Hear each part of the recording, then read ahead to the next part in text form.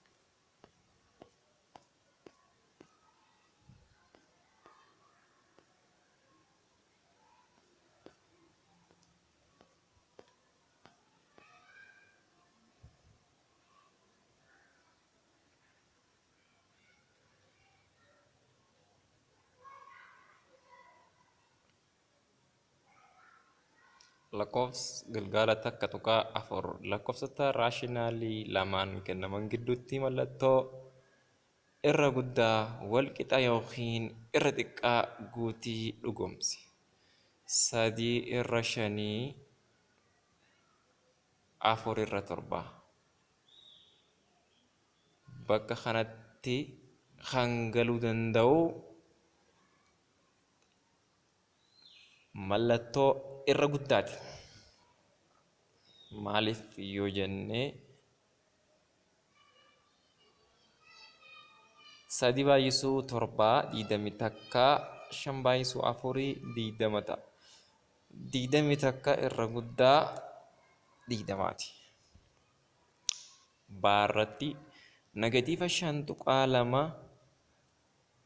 fi 2 asirratti negatiiva kan qabuu fi kan negatiiva hin qabne garaagarummaa guddaa jira.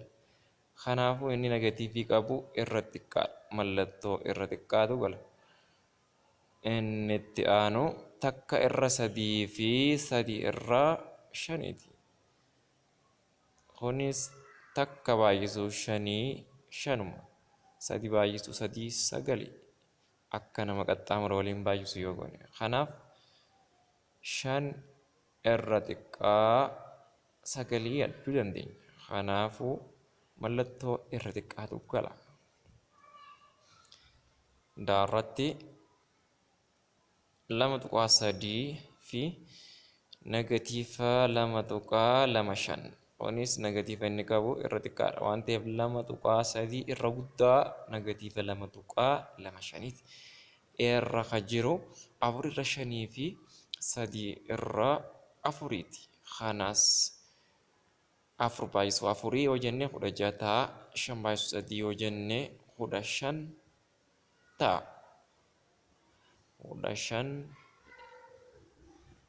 ta'a. Kanaaf 16 irra guddaa 15ti. Kanaaf irratti mallattoon galu mallattoo irra guddaati. 6 irra 5 fi 3 irra 2 yoo jenne 6/2 12 5/3 15. Kanaaf asitti mallattoon galu mallattoo irra xiqqaati. Gaarratti yoo laallee takka tuqaa 2 3 fi 2 tuqaa takka 2 takka tuqaa 2 3 irra xiqqaa 2 tuqaa takka 2ti.